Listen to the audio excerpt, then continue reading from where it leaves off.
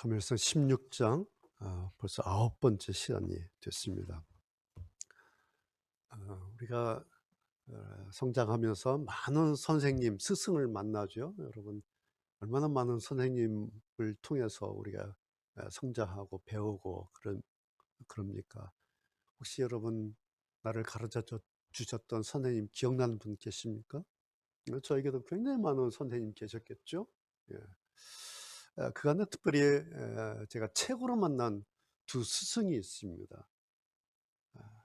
한 분은 미국 북서부 그 몬태나주에서 사역하시던 영성 신학의 대가라고 하는 유진 피터슨 목사님이십니다. 7년 전에 별세하신 분인데, 유진 피터슨 목사, 이분은 목회자의 목사님이라고 불릴 정도로 아주 많은 목회자들이 좋아하고 이분의 책을 접하고 그렇습니다. 저도 많은 영향을 받은 그런 목사님인데요. 유진 피터스 목사님.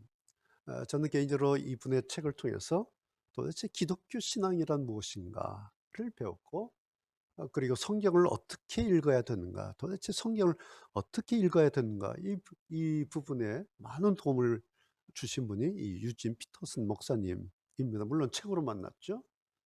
그리고 이분을 통해서, 유진 피터슨 목사님을 통해서 우리가 하나님을 어떻게 만나는 것이고 또 하나님과 어떻게 교제하는 것인가, 뭐 이런 여러 가지 들을 배운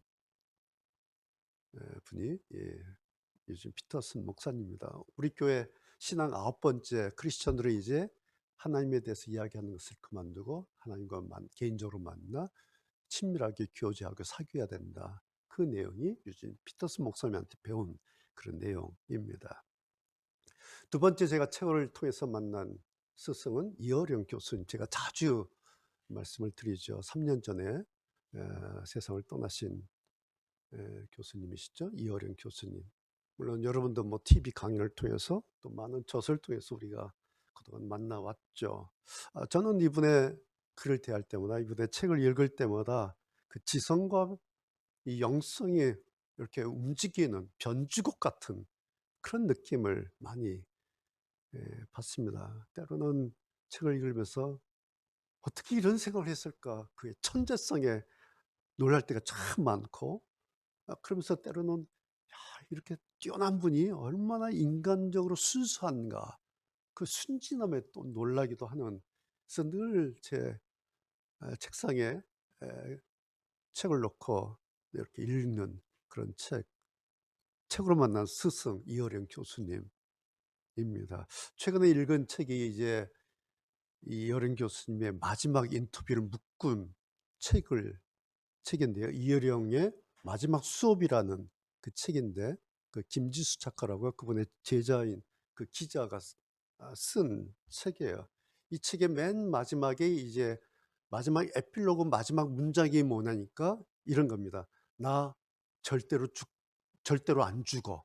이게 이제 그 책 이어령의 마지막 수업 맨 마지막 문장이 이어령 교수가 했던 나 절대로 안 죽어, 이 문장이 끝이에요. 그 이야기가 이런 내용이었어요. 보니까 이어령 이제 기자가 묻습니다. 인터뷰를 하면서, 선생님 혹시 이제 돌아가시 전에 마지막으로 꼭 만나고 싶은 사람 한 명 혹시 있으세요? 기자가 묻습니다. 그러니까 선생님이 있지 하면서 이제 이야기를 하시는 겁니다. 오래전에 숙명여대 이제 신입생 오리엔테이션에 가셔서 이제 강연을 하셨다는 거예요. 그리고 강연 다 끝내고 이제 겨울이었는데, 겨울 이제 2월 뭐 그때쯤이겠죠. 이제 내려오는데 한 여학생이 그 추위에 막 발랄 떨면서 주차장에서 이제 선생님을 이렇게 기다리고 있었다는 거예요. 막 얼마나 추웠더니 얼굴이 막 파래지고 막 이렇게 떨고 있더라는 거예요. 그러면서 그 교수님 지나가시니까 교수님 꼭 드릴 말씀이 있습니다 그러더라는 거예요, 이 학생이. 그래서 막 보니까 눈물이 막 그렁그렁 하면서 왜 뭐야 그랬더니 이 학생이 하는 말이, 선생님 돌아가시면 안 돼요 그러더라는 거예요. 그래서 이 교수님이 얼마나 생뚱맞았겠어요. 그래서 자기도 모르게 당신도 모르겠냐 그 여학생에 해서 아주 차갑게 한마디 툭 던지셨다는 거예요. "학생, 그건 뭔 소리야? 죽고 사는 문제를 내가 어떻게 해?" 그리고 그냥 가셨다는 거예요. 그런데 지나가려고 하는데 그 여학생이 이렇게 눈물을 훔치면서 아주 슬퍼하면서 마지막 한마 뒤에 대고 한마디 또 하더라는 거예요. "선생님, 그래도 돌아가시면 안 돼요." 기자와 이제 마지막 인터뷰를 하시면서 "아, 얼마 전에 그 예전 그 일이 떠올랐다." 그렇게 하시면서 이런 얘기를 하시는 거예요. 우리도 그런 얘기 많이 듣잖아요. 보고 듣죠. 영화 같은 데서, 드라마에서. 어렸을 때에 그 엄마와 애착이 심했던 아이 보면 막 치맛짝 붙들고 그러잖아요, 아이가. "엄마, 놔두고 죽으면 안 돼." 막 그러죠. 그러면 엄마가 뭐라 그래? 엄마는 너 두고 절대로 안 죽어." 그러잖아요. 우리가 영화나 드라마나 이렇게 그런 장면 많이 봤잖아요. 그 이야기를 하시면서 이혜령 선생님께서 그 여학생을 만약에 다시 만나면 꼭 그 말 해 주고 싶다는 거예요. "걱정 마. 나 절대로 안 죽어." 이 말이, 이 마지막 말이, 문장이 그 이혜령 교수의 마지막 수업 마지막 문장이었어요. 제가 지난 9 월부터 그 책을 한 권 다 읽고 나서 딱 덮었는데 막 마음이 너무 먹먹해지는 거예요. 제가 지금까지 어떤 책을 한 권 읽고 그렇게 막 마음이 막 숨이 막힐 정도로 먹먹해졌던 그런 경험이 별로 없었던 것 같아요. 이번에 처음으로 그런 걸 좀 제가 느꼈습니다. 유진 피터스 목사님이나 이어령 교수님이나 두 분 다 이제 고인이 되셨어요. 그런데 여전히 저에게는 스승으로 지금도 살아계신 그런 분이십니다. 그래서 지금도 이분들의 책을 손에 들면 마치 살아계셔서 내 곁에서 뭐라고 이렇게 말씀하시는 것 같은 그런 느낌이 듭니다. "걱정 마. 나 절대로 안 죽어." 그 말씀이었구나. 자, 이제 오늘부터 다윗입니다. 이제 다윗을 말씀드리기 위해서 제가 서론적으로 이 말씀을 드린 겁니다. 다윗의 일대기, 다윗을 좀 이해하기 위해서 다윗의 일대기 잠깐 보시겠습니다. 우리가 잘 아는 건데 제가 좀 이렇게 정리만 좀 했어요. 대략이라 그랬어요. 예, 3,500년 전 인물이니까 3,000년 전, 3,500년, 3,000년 전 인물이니까 뭐 정확하지 않을 수 있어요. 30세기에 이제 유다 왕이 되죠. 왕이 됩니다, 다윗이. 헤브론에서 수도로 정해서 유다 왕이 됩니다. 그러고 나서 37살에 이스라엘 북유다, 북이스라엘 남유다 통합을 하고 통일을 합니다. 그래서 통일 왕국, 통일 이스라엘 왕국을 건설합니다. 초대 왕이 되죠. 그리고 이제 헤브론에서 예루살렘으로 수도를 옮깁니다. 그리고 거기에 다윗 성을 에, 세우죠. 지금도 예루살렘 가면 한쪽에 다윗성이 있고 저쪽 끝에 이제 솔로몬이 지었던 솔로몬 성전이 있어요. 이 두 가지 성벽이 남아 있는데 거기가 예루살렘. 그것을 지은 것이 37살 때 통일 이스라엘 왕국 되면서 다윗이 이제 세운 겁니다. 그리고 나서 40년을 이제 왕으로 이스라엘을 통치합니다. 30살 때 이제 왕이 되는 거예요.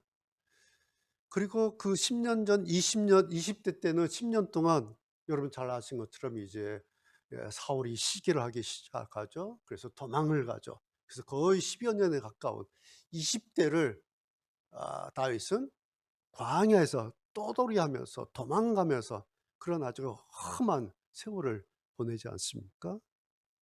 그러기 전에 오늘 우리가 읽은 16장에 다윗이 사무엘에게 기름 부음을 받죠. 그것이 대충 한 15세 정도다. 그렇게 이제 계산을 합니다.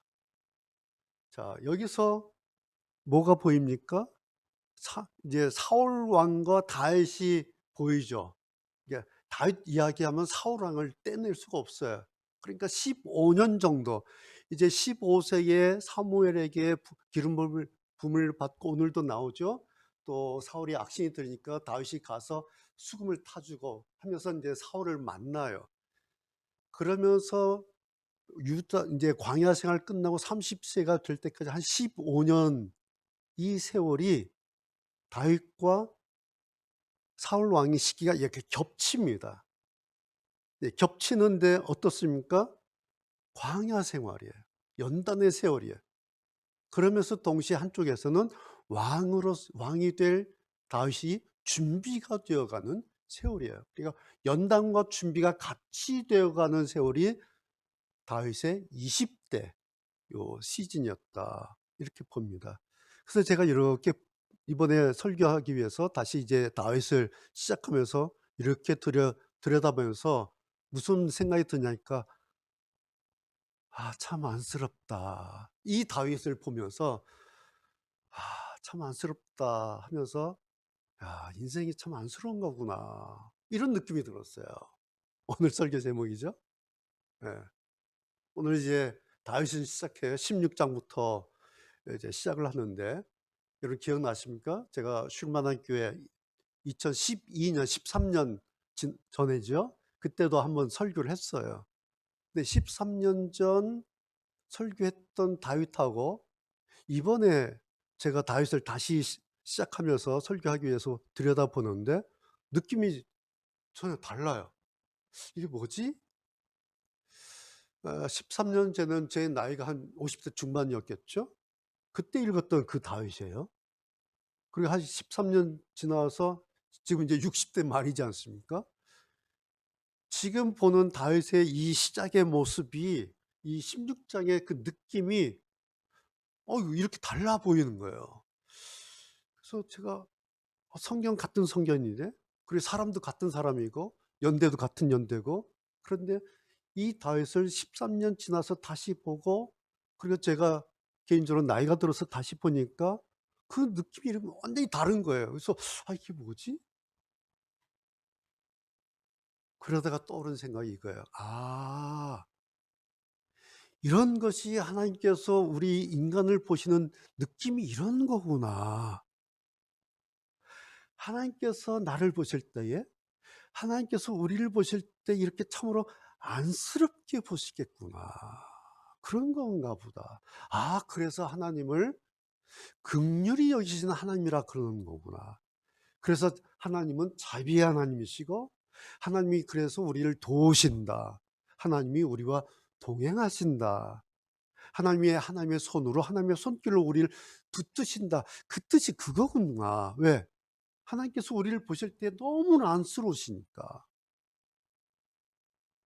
그래서 성경이 이런 게 다 바로 이것 때문이구나. 아 하나님이 우리를 보실 때 이런 마음이구나. 안쓰럽게 보시는 거구나.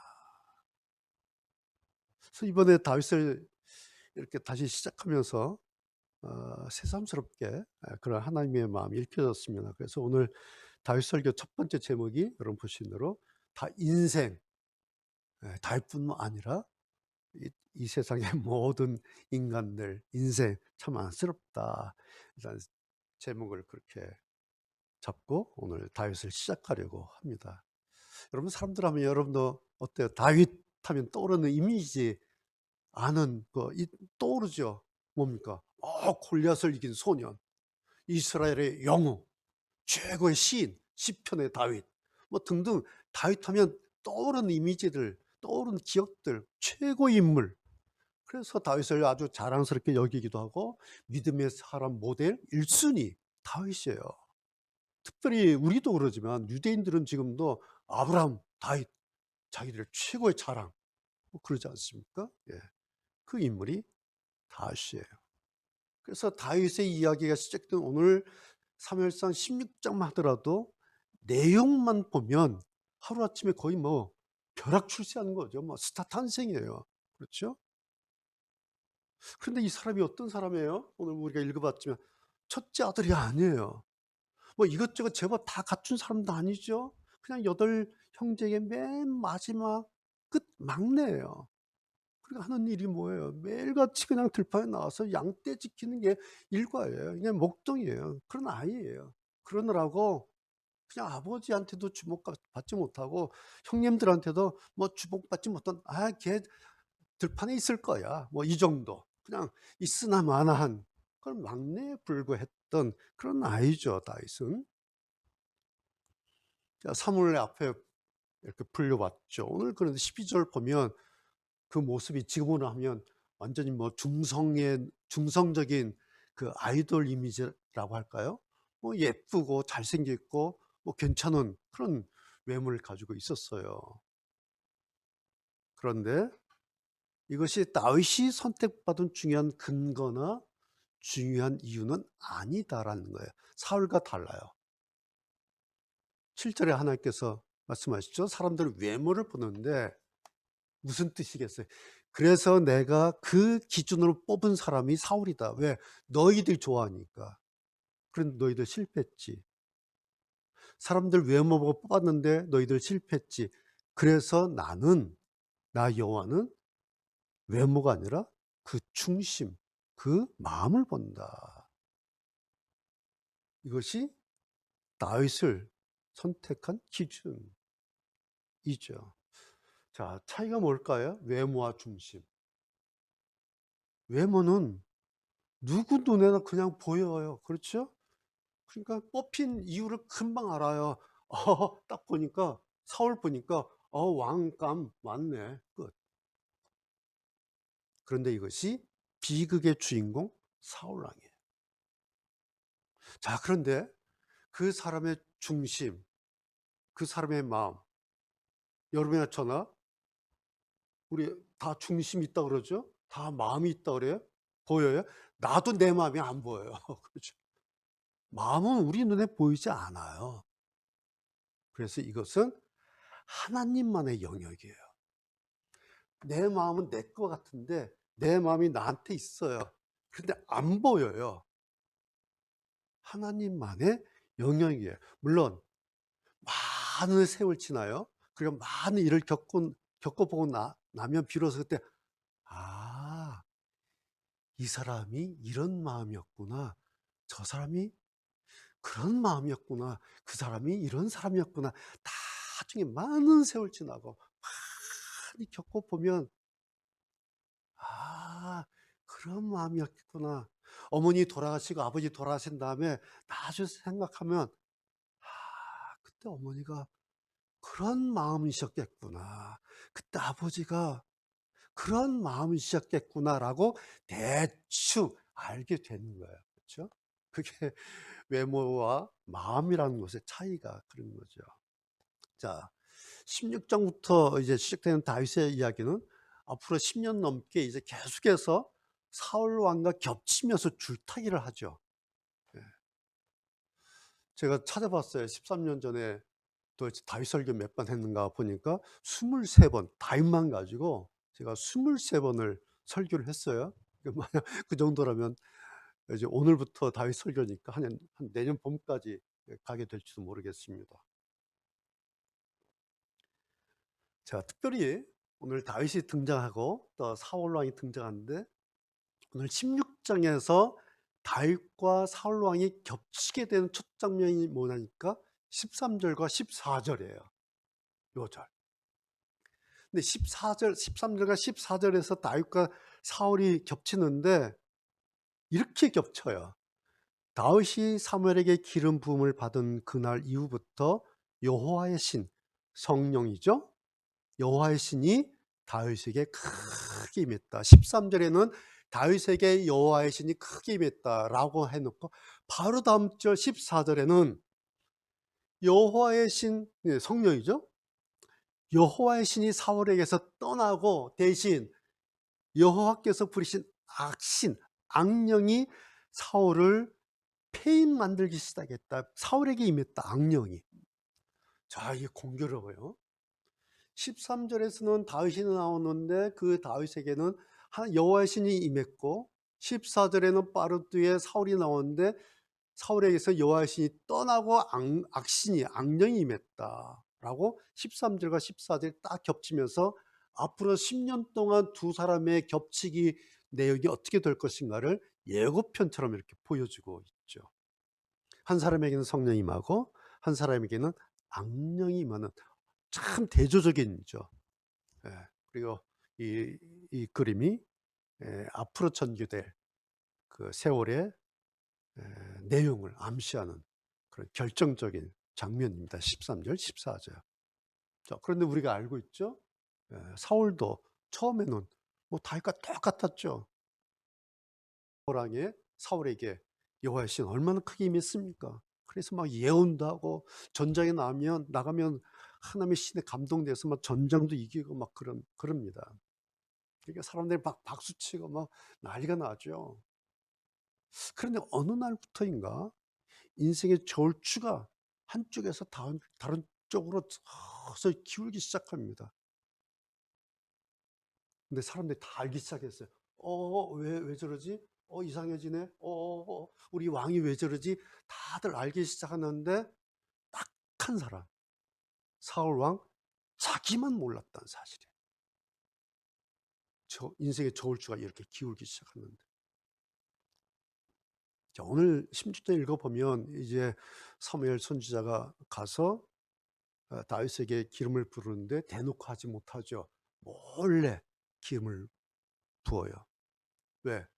사울 왕한테는 이게 뭐예요? 쿠데타 모의 같은 거예요. 자기 몰래 왕을 세울 준비를 하는 그런 일이죠. 그러니까 한쪽에서는 엎어지는 일이 시작되었고 한쪽에서는 일어서는 일이 시작되고 있다는 거죠. 서로 병행하고 있어요, 지금 이게. 이게 역사죠. 예. 그때나 지금이나 이런 게 역사예요. 우리가 공부하는, 우리가 보고 있는. 그래서 지금 그때나 지금이나 역사의 두 축이 이렇게 늘 시소타기를 하죠. 그래서 이것을 우리가 흥망성쇠 뭐 그렇게 말하기도 하죠.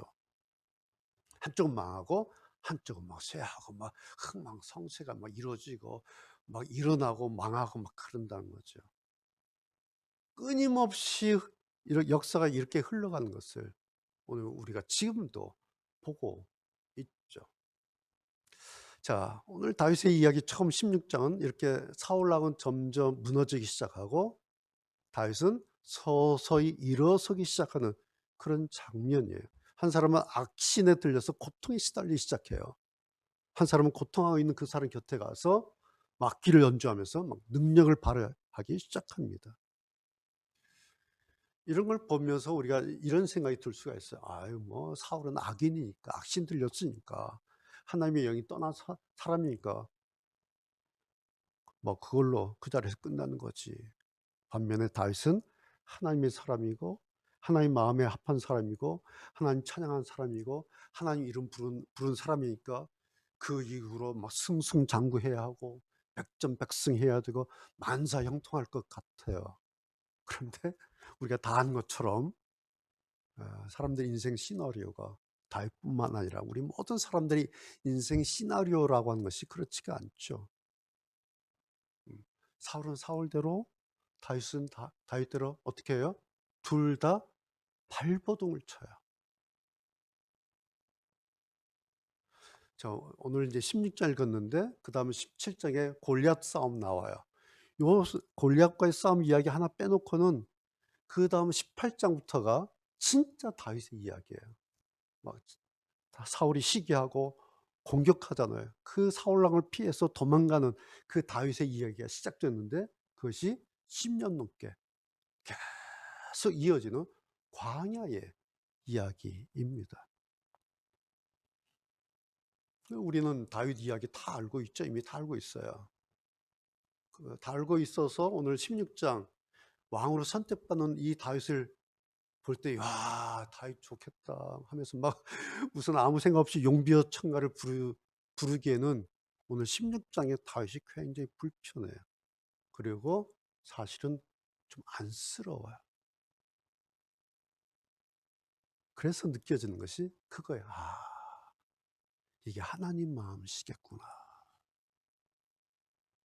저로서 오늘 13년 만에 이제 다시 시작하는 이 다윗 설교, 이 다윗을 보면서 말씀드린 것처럼 하나님의 그런 마음이 조금 읽혀졌습니다. 그런데요,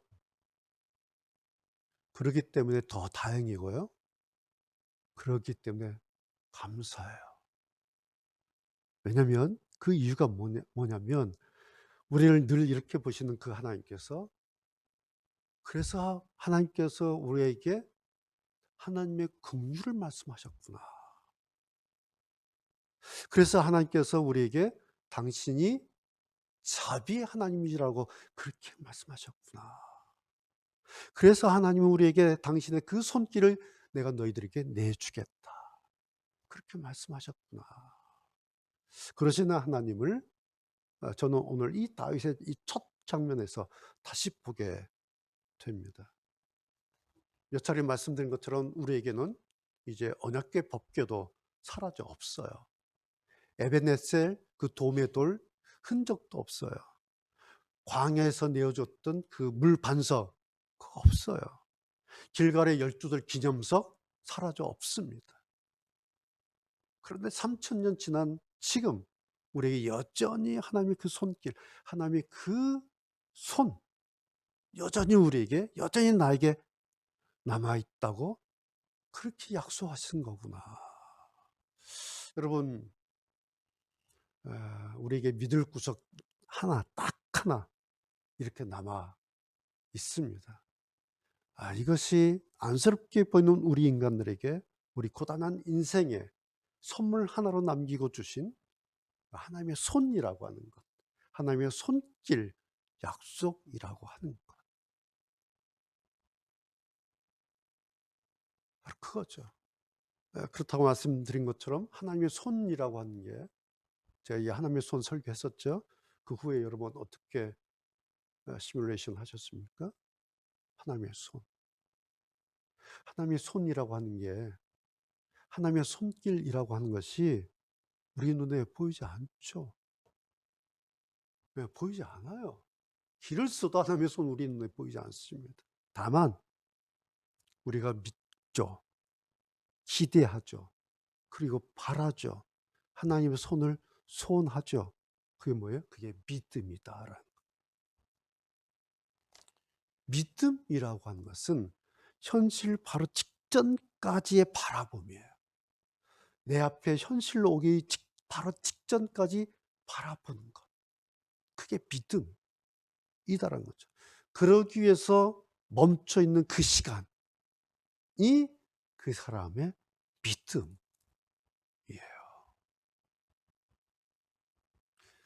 나의 그 바라봄이 나의 현실 앞에 보이기까지 그 숨막히는 시간들을 참아내고 인내하고 의심하지 않으면서 끝까지 하나님만 바라는 그 심정, 그 마음, 그 중심, 그것이 하나님 앞에 있는 우리 하나님 백성의 특별한 차례예요. 그래서 이걸 보시면 하나님께서 한편으로는 얼마나 좋아하실까 그런 마음이 들면서도, 또 한편으로는 또 하나님께서 우리가 그러고 있을 때에 얼마나 안쓰러워하실까, 그런 마음으로 하나님께서 우리를 이렇게 들여다보시지 않을까, 그런 마음도 듭니다. 그래서 어떤 의미에서는 오늘 특별히 이 주일 아침에 이 예배가 그것을 증명하는, 그것을 경험하는 그런 시간이고, 그러기 위해서 여러분의 저나 지금 멈춰 있는 그런 시간입니다. 그런 점에서 한 번의 이 주일 예배는 아주 중요하고 아주 특별하고 그리고 복된 그런 시간입니다. 여러분 생각해 보십시오. 15살 이 어린 아이가 선택을 받았을 때에 다윗이나 다윗 자기나 부모 형제나 이웃들이 얼마나 좋아했겠어요. 그렇죠? 그런데 하나님은 아시지 않겠습니까? 무엇을? 다윗의 남은 그 광야를 하나님은 아시는 거예요. 어쩌면 하나님은 이미 나중에 다윗이 자기 시에서 노래하게 될 그 내용, 예를 들어서 사망의 음침한 골짜기, 그걸 하나님 오늘 16장에서 보고 계셨을지 몰라요. 원수의 목전에서 그거 아셨을 거죠. 상처 나서 찢어지게 될 다윗의 머리도 하나님은 이미 보셨을 겁니다. 그리고 다윗의 손에 들려있는, 그런데 바짝 말라있는 그 빈잔, 그것도 하나님께서 보고 계셨을 겁니다.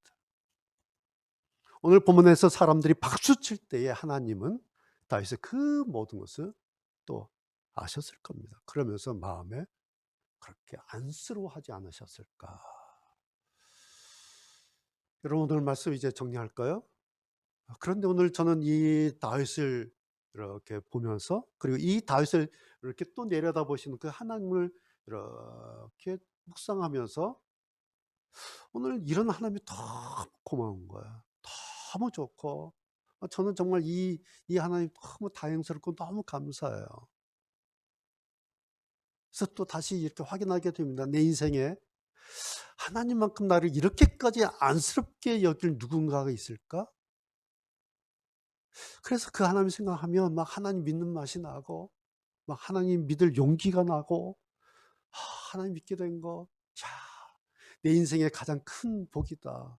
내가 얻은 가장 큰 선물, 하나님 믿게 된 거 축복이다. 감히 저는 이렇게 자신 있게 결론 내릴 수가 있습니다. 여러분, 우리 모두 오늘 아침에 이 하나님을 다시 생각하면 좋겠습니다. 이 하나님, 나를 이렇게 내려다보시면서 나를 안쓰럽게 내려다보시는 이 하나님 생각하면 얼마나 좋을까. 여러분 이 하나님 기억하시기 바랍니다. 이 하나님 여러분의 하나님으로 모시고 여러분의 하나님으로 붙잡으시길 바랍니다.